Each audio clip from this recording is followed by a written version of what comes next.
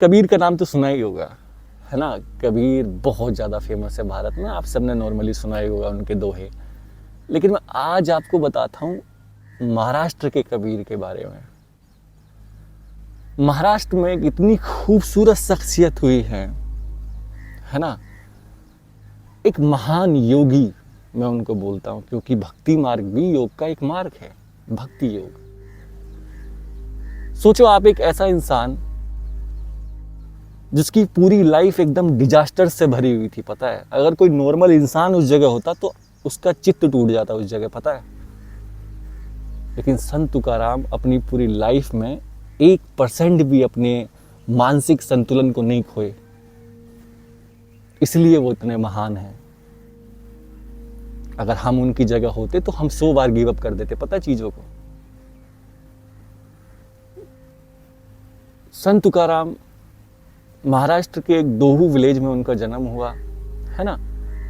एक ऐसी फैमिली में उनका जन्म हुआ जहाँ पे अच्छा बिजनेस था, अच्छा घर बार था, सब चीज़ बढ़िया थी, एकदम रहन सहन सब कुछ बढ़िया चल रहा था, है ना।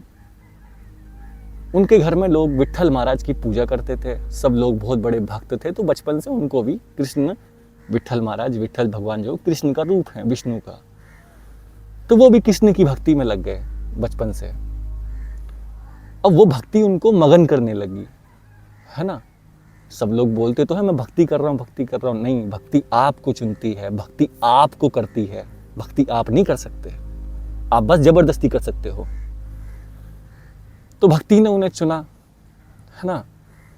अब ये चल रहा था उनका, धीरे धीरे उनके पिताजी की डेथ हो गई। और जब उनके पिताजी नहीं रहे तो घर जो है बिल्कुल एकदम पलट गया, है ना। घर का जो मेन कमाने वाला है वही चला गया। अब जब उनके साथ ऐसा हुआ तो उनका एक बड़ा भाई था, उसको ये चीज बहुत गहरे में चुभ गई, है ना, कि यार ये मरना भी होता है। मेरे चारों तरफ के मेरे सगे लोग जा रहे हैं, एक दिन मैं भी जाऊंगा, जो कि बुद्ध को हुआ था। तो वही उनके बड़े भाई के साथ हुआ। वो सत्य की खोज में निकल गया, उसको पता चला कि सत्य ही है जो दुख को जड़ से खत्म कर सकता है। तो अब संत तुकाराम 15 साल के थे, पता है। उस समय 15 या 16 साल के वो रहे होंगे। एक बच्चा ही होता है यार 15-16 साल का। सोचो उनकी माँ और पूरा घर का पूरा बिजनेस उस 15 साल के बच्चे के सर पे आ गया। जैसे ही वो बिजनेस करना उन्होंने स्टार्ट करा अपना खानदान का, तो भक्ति उनको चुन चुकी थी। तो ज़्यादातर टाइम आंखें बंद करके ही रहते थे, पता है। वो बस विट्ठल विट्ठल नाम अंदर पुकारते थे। अब इसका नुकसान क्या हुआ उन्हें, जितने धूर्त इंसान आज है उससे ज़्यादा धूर्त इंसान शायद पहले भी रहे होंगे। तो लोगों ने उनकी पूरी दुकान ही लूट ली, उनकी दुकान का सारा सामान लूट लिया, उनके पैसे लूट लिए, है ना। पूरी दुकान लूट ली उनकी लोगों ने। तब भी उन्होंने कुछ नहीं बोला, वो शांत रहे। तो उनकी वाइफ ने बोला कि आप ये दुकान ही बेच दो और जाके सोना खरीदो, सोने का व्यापार करो धीरे धीरे, है ना। अब वो सोना लेने गए। जब वो मार्केट पहुंचे तो उन्हें 2 लोग दिखाई दिए, है ना। बहुत मीठी बातें कर रहे थे वो। तो उनकी मीठी बातों में आ गए वो, है ना। उन्होंने अपने सारे पैसे उन्हें देके उनसे चूड़ियां ले ली 4, और बड़े खुश होके वो घर को आ रहे। एक सीधा आदमी है। अब घर आके पता चला कि वो पीतल की चूड़ियां दे दी उन्हें बेचारों को, है ना। तो उनकी रई से ही पूंजी भी चली गई घर की। अब वो हो गए बेघर। तो उन्होंने एक छोटी सी झोपड़ी बनाई। उस झोपड़ी में अपनी पत्नी के साथ वो रहने लगे। तो जैसे ही उनके अंदर भक्ति उतर रही थी ना, तो वो टाइम टू टाइम एक पहाड़ की गुफा में जाकर बैठने लगे आंख बंद करके, है ना। जो कि एक योगी के साथ होता है, उसको खुली आंखें ज़्यादा पसंद नहीं होती। तो जब वो ये करते थे तो उनकी बीवी बहुत ज़्यादा परेशान होती थी कि क्यों आंख बंद करके बैठे रहते हैं पूरे दिन, क्या है ये। तो बेचारी 1-2 दिन खाना लेके गई, 1-2 दिन क्या बहुत टाइम तक वो खाना लेके गई, है ना। वो बट उनको समझ में नहीं आ रहा था, क्योंकि पैसे नहीं थे, है ना। धन नहीं था तो खर्चा कैसे चलता चीज़ों का। तो एक बार रास्ते में से संत तुकाराम आ रहे थे, तो उन्हें किसी ने गन्ने का एक गट्ठर दिया, है ना। तो उन्होंने सोचा चलो यार खाने का तो आज हो गया। तो जब रास्ते में आ रहे थे तो उन्हें एक भिखारी दिखाई दिया, है ना। तो उन्होंने सारे गन्ने उसे दे दिए, एक गन्ना उनके पास रह गया। और जब वो घर पहुंचे तो उन्होंने अपनी बीवी को बताया था कि ऐसे ऐसे मुझे बहुत सारे गन्ने दिए थे, लेकिन मैंने सारे गन्ने उसे दे दिए, बस एक मेरे पास बचा है। वो गन्ना उनकी वाइफ ने उनकी कमर में देकर मारा बहुत तेज। तुम बेवकूफ हो या घर में पैसे नहीं है बिल्कुल भी, और तुम सारे गन्ने उसे देके आ गए, अब क्या खाएंगे हम। तो सोचो संत तुकाराम महाराज के मुंह से क्या निकला होगा। उनके मुंह से निकला, ये गन्ना टूट के 2 हो गया। उनकी जब कमर पे उन्होंने गन्ना मारा तो उस गन्ने के 2 हो गए। तो उन्होंने बोला कि ये गन्ने के अब 2 हिस्से हो चुके हैं, अब इसको तुम भी खा सकती हो और मैं भी खा सकता हूं। आप बस संत तुकाराम की जगह अपने आप को रखे देखिए एक बार, है ना। आप होते तो 100 बार नहीं 1000 बार गिव अप कर चुके होते लाइफ में। तो ऐसे ही एक बार वो बहुत ध्यान की गहराई में थे, तो उन्हें एक गुरु के दर्शन हुए जिनका नाम था महाराज चैतन्य। अब जो सदगुरु चैतन्य है वो शिव की लीनिएज से है, पता है, शिव के जो शिव योग के जो लीनिएज है उसमें से ही चैतन्य है। तो सदगुरु चैतन्य ने उनसे कहा कि तुम्हारे ऊपर अभंगों का कर्ज है, तुमने पिछले जन्म में इतने अभंग लिखे थे और इतने रह गए तुम्हारे, तो आपको वो इस जन्म में पूरे करने हैं। अब अभंग क्या होता है ना। अभंग होता है एक ऐसी पोयम जो दूसरे को ताना मारती हो, जैसे सरकार के लिए लिखते हैं हम, है ना, कविताएं, अभंग। तो वो जैसे ही उनकी आंख खुली उस ध्यान के बाद, तो कंप्लीटली बदल चुके थे। उन्होंने अभंग लिखने स्टार्ट कर दिए, राजा के लिए, प्रजा के लिए, जनता के लिए। वो शूद्र थे, पता है, उस समय भी हम गोबर खाते थे, पता है, जाति वाती का। ये गोबर अभी नहीं खा रहे हम, ये पहले से खाते हुए आ रहे कीचड़ को हम। तो वो शूद्र थे, तो उन्होंने अभंग लिखने स्टार्ट किए, एकदम से फेमस हो गए, कविताएं उनकी हर जगह पे, है ना, इतने सुंदर अभंग लिखते थे वो। तो उस जमाने के जो ब्राह्मण थे ना, टिपिकल जो अपने आप को ब्राह्मण बोलते, ब्रह्मज्ञानी नहीं, ब्राह्मण, क्योंकि हमारे परदादा ब्रह्मज्ञानी थे तो हम भी ब्रह्मज्ञानी हैं, नहीं। ब्रह्म ज्ञान तुमको साधना करनी पड़ती है उसके लिए, वो शिव तत्व है, वो ऐसी पैदाइश से नहीं मिलता आपको। आप ब्राह्मण कहला सकते हो लेकिन ब्रह्मज्ञानी नहीं कहला सकते आप।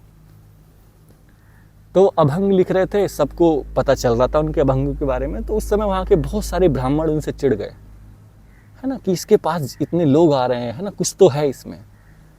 तो जो वो ब्राह्मण गुरु बना के उनके पास आए संत तुकाराम के, तो उन्होंने देखा कि यार ये तो हमारे कृष्ण भगवान का नाम ले रहे हैं, उनके लिए कविता लिख रहे हैं। उन्होंने बोला कि तू शूद्र है, तुझे कोई हक नहीं है कविताएं लिखने का। सोचो आप उस जगह होते तो क्या करते, आप बिखर जाते। सोचो संत तुकाराम ने क्या किया होगा। संत तुकाराम ने कुछ नहीं बोला, क्योंकि वो एक भक्त है। उन्होंने अपनी सारी किताबें उठाई और नदी में बहा दी। सारी किताबें लोगों ने उनको नदी में बहाते हुए देखा, पता है। उसके बाद वो एक पेड़ के नीचे जाके बैठ गए। उनकी आंखों में आंसू थे, पता है, जैसे एक बच्चा रोता है। तो भगवान विट्ठल से बोल रहे थे कि हे विट्ठल, अगर मैं भक्त नहीं हूं ना, तो मैं किताबें लिखने के लायक भी नहीं हूं, जो कि ये मुझे ब्राह्मण बोल रहे हैं। तो अगर मैं भक्त हूं तो ये पंक्तियां तुम्हारी हैं। ये सुनते ही उनकी सारी किताबें वापस आ गई पानी से ऊपर, बिना गीली हुए।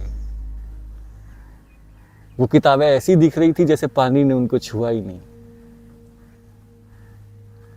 तो ये चीज और ज्यादा ब्लास्ट हो गई समाज में कि यार कोई ऐसे संत तुकाराम हैं जो अभंग लिखते हैं, जिनकी किताबें पानी में गीली नहीं हुई, उन पे विट्ठल महाराज का आशीर्वाद है। तो उस समय के एक राजा थे। अब राजा को तो एक ही काम होता है, जो चीज़ पास में नहीं आ रही तो उसको पैसे दे के खरीदो। उस टाइम पे ज़्यादातर कहानियाँ यही होती थी। तो उनके लिए पैसे भेजे बहुत सारे राजा ने। तो संत तुकाराम ने उन पैसों के लिए एक अभंग लिख डाला कि ये जो पैसे है तुम्हारे, सोना हीरा चांदी, ये सुअर के गूं के बराबर है मेरे लिए। जो सुअर की पोटी होती है ना, ये तुम्हारा सोना, सुअर की पोटी मेरे लिए दोनों बराबर है। उस चीज पे उन्होंने एक कविता लिख दी, एक अभंग लिख दिया। अब ये चीज उस समय लोगों को और ज्यादा बुरी लगी, जो उस समय के राजा थे ये सब। तो वो हर किसी की आंखों में चुभने लग गए थे, पता है, समाज की। अब इसी कहानी में एक कैरेक्टर है बहिना बाई। बहिनाबाई एक स्त्री हैं जो ब्राह्मण हैं, है ना। उनका 14 साल की उम्र में ही एक 50 साल के बुढ़े से शादी करवा दी लोगों ने। सोचो ये जो कचरा है ना हमारा उस टाइम पे भी था ये। तो उनकी शादी करवा दी एक बुढ़े से, है ना। तो उन्होंने बचपन से ही अपने चारों तरफ संस्कृत के सूत्र मंत्र ये सब देखे थे और उनको बचपन से बताया गया था, उस टाइम के ब्राह्मण ऐसे होते थे कि जो स्त्री है वो ईश्वर तत्व को प्राप्त नहीं कर सकती, वो इस चीज़ के लिए बनी नहीं है, स्त्री की तौहीन होती थी, पता है।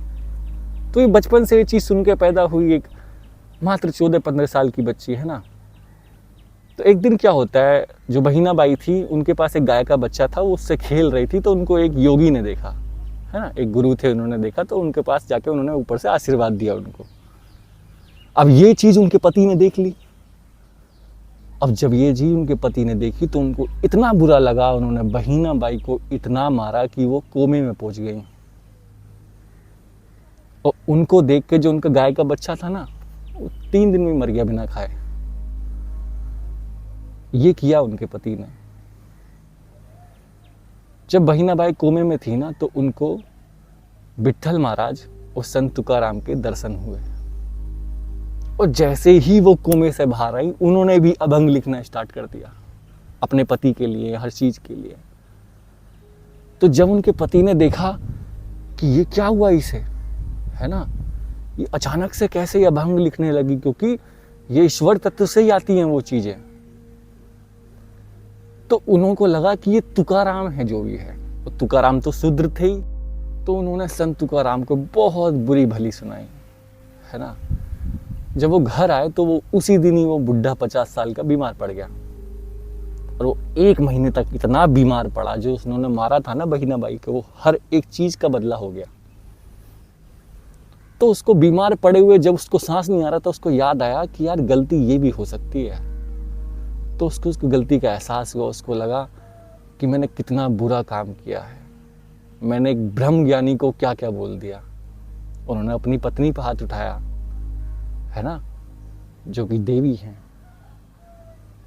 तो फिर वो संत तुकाराम के पास गए, उनके पैरों में गिर गए। उन्होंने बोला कि महाराज आप ही पर ब्रह्म हो। तो ये कहानी थी संत तुकाराम की, एक ऐसा इंसान जिसकी लाइफ में इतनी चीजें खराब हुई हैं, लास्ट में जाके वो ऐसा बना, इतना खूबसूरत। जब उनका लास्ट टाइम चल रहा था ना, तो उन्होंने अपनी पत्नी से बोला कि अब मेरा वैकुंठ जाने का मन कर रहा है। अपनी मृत्यु उन्हें पता थी कब होने वाली है। यही जो है योगी होने का मजा है। तो उन्होंने अपनी पत्नी से बोला कि अब मेरा वैकुंठ जाने का मन कर रहा है, और वो घर से निकल गए और वो कभी वापस नहीं आए। ऐसे लोग बोलते हैं कि उस टाइम के जो राजा थे, महाराजा थे, और जो समाज था उनसे चिढ़ चुका था, क्योंकि अभंग थे ना, वो बहुत छिलते थे लोगों को। तो उस टाइम का जो समाज था, उन्होंने उनका मर्डर करवा दिया, ऐसा लोग मानते थे। अब चाहे कुछ भी हुआ हो, लेकिन आज महाराष्ट्र के हर घर में उनके अभंग सुने जाते हैं, पता है। महाराष्ट्र में बच्चा बच्चा संत तुकाराम के बारे में जानता है, और जानना भी चाहिए। और मुझे तो लगता है भारत के हर घर में संत तुकाराम के भजन और उनके जो अभंग है वो सुनने चाहिए। तो ऐसे ऐसे डायमंड हमारे भारत में हुए हैं, जिनसे हमको सीखना चाहिए कि जीवन जीने की कला क्या होती है। आज की स्टोरी हम यहीं पे एंड करते हैं। तो अगर आपको ये जानना हो कि संत तुकाराम महाराज को क्या हुआ था जिससे वो अचानक से ऐसे कवि बन गए, है ना, बहिनाबाई को क्या हुआ अचानक से एक रात में कि वो अचानक से आत्मज्ञानी हो गए, तो प्लीज आप अपने आप से एक सवाल पूछिए कि मैं कौन हूं। वेलकम टू जीवन मुक्ति शून्यता, वीर भोग्य वसुंधरा।